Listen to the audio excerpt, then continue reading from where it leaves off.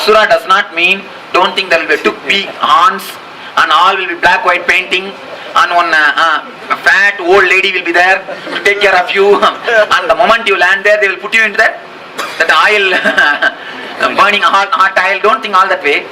Asura means the people who are suffering inside their being.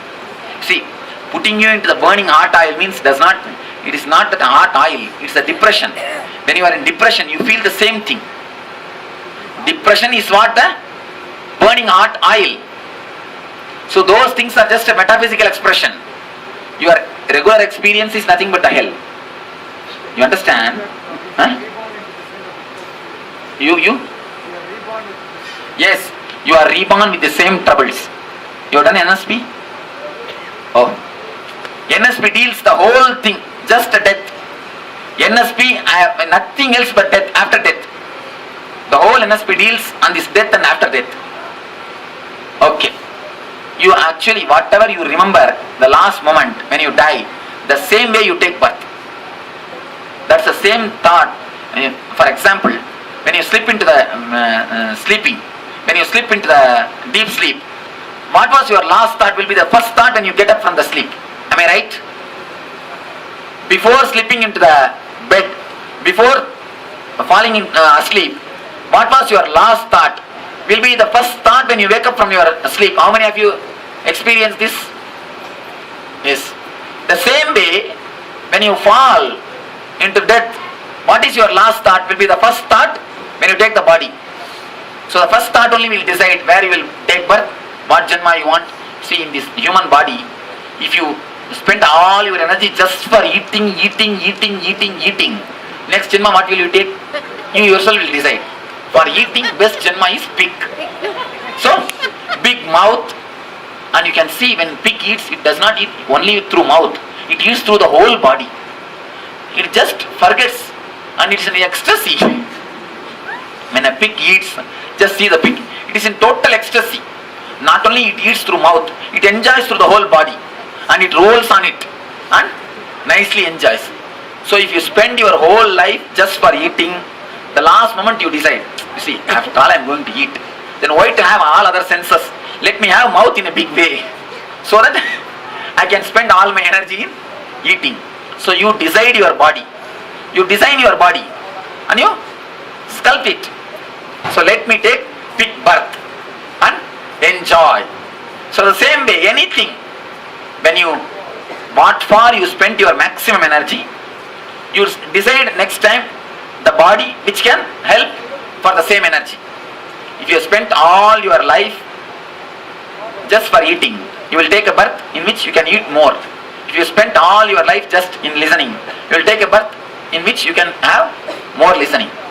Just you choose your next body. That's what is told.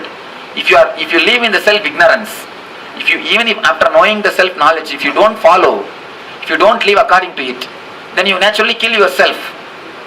Then naturally you torture yourself. I tell you, if you understand the truth of the self, if you don't live according to that, you yourself will feel that you are missing something. So that feeling I am missing something, I am being deprived, that will naturally put you into the depression. That is what is told, Asura Loka. Tamas, the Loka of the darkness. You reach the Loka of the darkness, the depression and the tamas. Understand? It is not that you will be transported somewhere and you will be thrown into some fire. No. The hell will be transported to you. Don't think you will be transported to hell. Hell will be transported to you. How? The room service. They don't take you somewhere else. Just room service is done. Any other question? Yes. Alpha and Omega is one and the same. Alpha and Omega is one and the same. When you became a watcher, you became Alpha and you became Omega. Understand? When you became Alpha, it means you understand from the angle that you became atom. When I say you became Omega, you became a wave. Atom and wave, Alpha and Omega is one and the same. Either you can become an Alpha and become an atom, or you can become Omega and become a wave. Either way, you will become enlightened. So when you become a witness, See, when you become a witness, you become an alpha. You shrink and disappear. When you totally enter into the action, that's what I was telling you. Fall in love with the work. When you totally become a workaholic, and forget even the idea of workaholic, and when you totally become a worker, you become you expand, you become omega on a wave. You just become an energy wave. Either you can become an energy wave and disappear into the energy ocean, become enlightened, or you become such a small atom and disappear into the energy ocean, become enlightened. Either becoming alpha or becoming omega, you will become enlightened. Witness is the technique to make you as alpha. Falling in love with the work is the technique to make you as omega. Omega and alpha are one and the same, ultimately. Swamiji, the scientists have now synthesized the particle and wave into wavicle. No, they say quantum. The electron is atom and wave in a simultaneously. Now, earlier, you see, first the one guy proposed electron is atom. The other guy proposed electron is a wave. The third guy proposed in one moment it is an atom, another moment is a wave. The Kessler, he came and declared, no, it is an atom and wave simultaneously. That is where Isa Vashyamidam Sarvam comes. Therefore, they are trying to coin a new word, Swamiji, wavicle, particle Yes. and wave. Wavicle. And the wavicle word cannot explain, because wave comes first and particle comes next. So you cannot do anything. You can do only one thing, quantum. Quantum is the only word which can explain. So alpha and omega is one and the same. How many of you don't understand the idea alpha and omega? Please raise your hands. Oh, so many. Alright, let me give you a small example. If the sound is too small, you cannot hear. Understand? If the sound is too fast, too much, you cannot hear. Small example. Now I was breathing. Are you able to hear? How? How did you hear my breathing? What are you talking? How could you hear my breathing? It is too small sound, you cannot hear. And same way, the planet Earth is moving. It must be creating enough of sound. In the cosmos, the planet Earth is rotating. It must be creating enough of sound. Why are you not listening that sound? Why are you not able to hear that sound? It is beyond, what do you say? Beyond audible limits. So beyond audible, if it goes beyond certain level also you cannot hear. If it is below certain level also you cannot hear. So in a way, both are one and the same. Both are one and the same. You may understand how both can be one and the same. If you go deeply into it, into the soundlessness, you reach a sound which is too much exploding. That is what we call Anagata Dwani. In Upanishad we call Anagata Dwani, sound which is not created. The tremendous sound. The same way, when you penetrate into the deep sound, you reach a deep silence. When you enter into too much of sound, you reach a silence. When you penetrate the silence, you reach a big sound. Both are closely related and connected. Two extremes are one and the same. Anatta and Atma is one and the same. Purna and Sunya is one and the same. The Alpha and the Omega is one and the same. Shunya is Alpha, Purna is Omega. Either let you become total, let you become everything, or let you be nobody. Either become a nobody, reduce your ego slowly, and drop and become a nobody, enlightened. Or expand and become everybody, enlightened. Either becoming everybody or becoming nobody, both are one and the same. If you look at from the angle of ego, becoming nobody is enlightenment.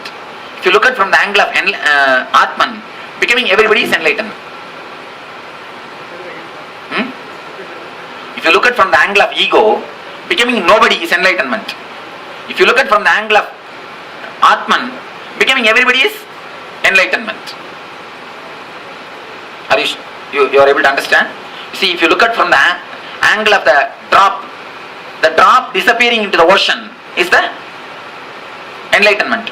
If you look at from the angle of ocean, the ocean becoming drop is enlightenment. Ocean entering into drop entering into the ocean. From the angle of the drop says, once I became nobody, I became enlightened. From the angle of ocean, once I enter into the drop, I became enlightened. So ocean becoming drop becoming ocean. From two corners, that's all. When ocean enters into the drop just totally becomes ocean. Ocean just becomes totally drop. And when the drop enters into the ocean, again the same thing happens. From two corners it is explained. The drop says Shunya is enlightenment. The ocean says Purna is enlightenment. That's all. Alpha and Omega, both. One and the same. Rishi means the man who became enlightened through knowledge. This spiritual knowledge. The Siddha means who became enlightened through some various techniques. Yogi means who becomes enlightened through the controlling of the prana and all these things. So if your guru is yogi, you also become yogi. If your guru is siddha, you become siddha.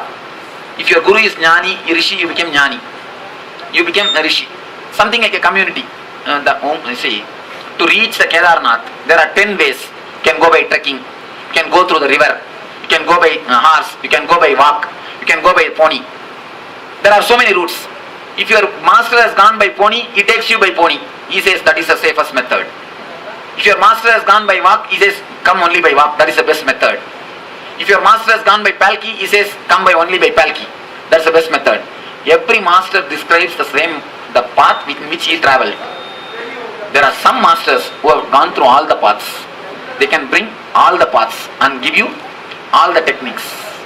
So you can use all the techniques. Rishi, Siddha, Yoga, Hinduism, Christianity, Buddhism, all, what not, everything is brought down and everything is put in front of you. And he says plus and minus of everything, pros and cons of every path, and tells you to choose.